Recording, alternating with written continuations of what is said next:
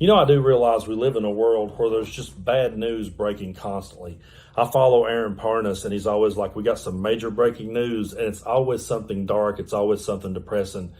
There is so many senseless mass shootings happening every day in this country. I heard him say there's been more mass shootings than there's been days in the year. And that's very depressing. But one of the things that I see that really brings me down the most is whenever I see what's going on with these ICE raids and the way that I see American citizens being treated. And what disturbs me even more so than the way that they're being treated is the people who are sitting back just watching it and either not saying anything or being okay with it, being for it. I never thought I would live in a world where I would find out, who would have told on Anne Frank and told where she was hiding. But we live in a world now where people I grew up with and used to have some respect for are showing us their true colors. And I'm seeing people cheering on stuff that I'm about to show you in this next clip, or they're staying quiet about it. Either way you slice it, they're wrong, and what you're about to see is wrong. This young girl dragged from her car and detained.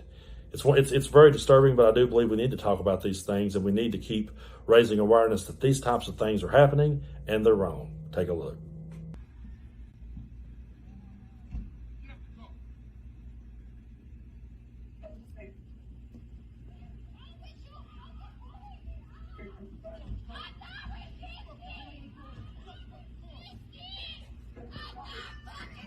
I can't hear people. It's all back there.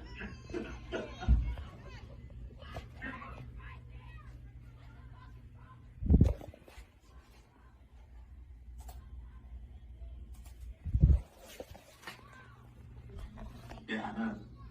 They're at home. I've learned.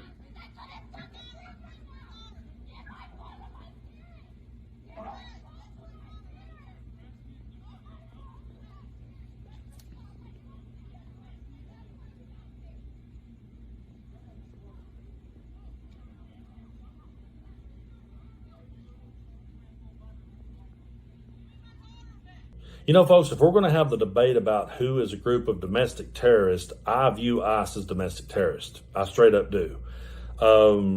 This shouldn't be happening on American soil, not this way. There's really no excuse that you can make for it. You can sit back all day long and say, oh, they're going after gang members. We've not seen that.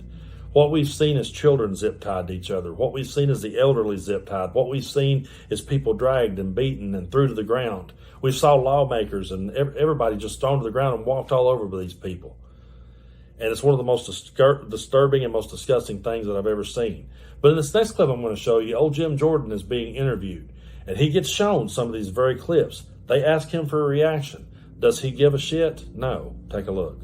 About a flood of videos that we're all seeing on social media showing immigration officers across the U.S. using pretty aggressive tactics. There was one from Friday showing agents pinning a Chicago TV station employee to the ground. She was later released without charges. Another shows ICE agents shooting an unarmed pastor in the head with pepper balls. There were countless more showing agents tackling people, pulling them from cars, shoving journalists, detaining U.S. citizens, questioning their citizenship. Do you have any concerns as you see all this about how ICE and other immigration agencies are conducting themselves? Look, I don't know the specifics of those examples you gave. What I do know is these ICE agents are under tremendous pressure.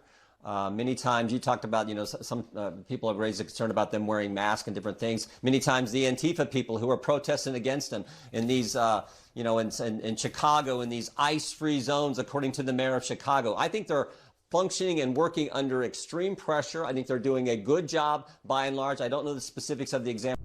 Folks, I really don't have to know the specifics to be able to look at that and know that it's wrong.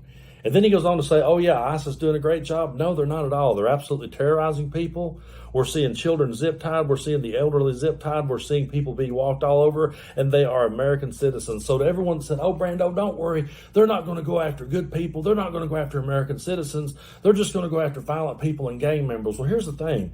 I don't know anyone on the left who is against seeing violent people brought to justice. I don't know anyone on the left who sees anything wrong with gang members being brought to justice. We're all for that. We want to see that. We don't believe that these people should be able to terrorize communities. We've never said that they should. We've simply been taken up for Americans and taken up for people who are wrongfully being racially profiled and thrown to the ground. It's ridiculous. We're just seeing them go out there and run rampant over everybody. And to the people who are cheering it on, you're sick in the head. And to the people who are sitting back quiet about it and not saying anything and deciding to not talk about this or just blow it off nonchalant, like, well, we don't know the specifics, you're all just as bad to me.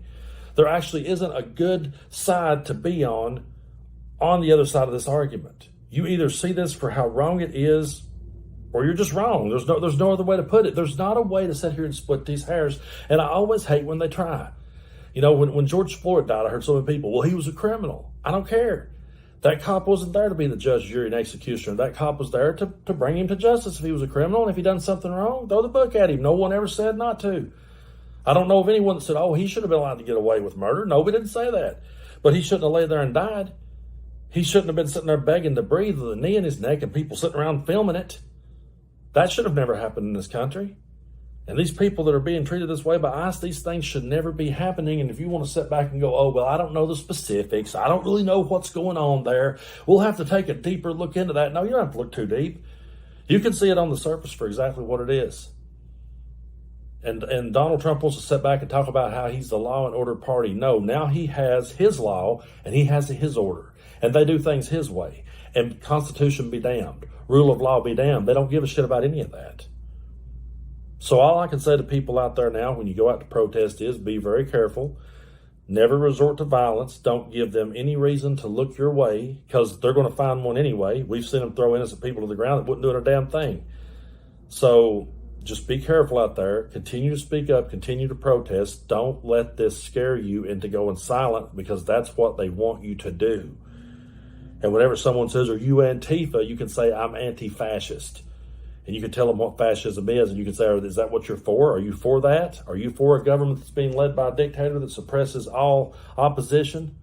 I've almost got that definition memorized. I don't have it in front of me, but I've almost got it memorized because I'm going to say it over and over and over again until I get it in my head and I get it in yours too, so that we remember it. And so we can say, yes, we absolutely are anti-authoritarian. We're absolutely anti-fascism. Yes, we are.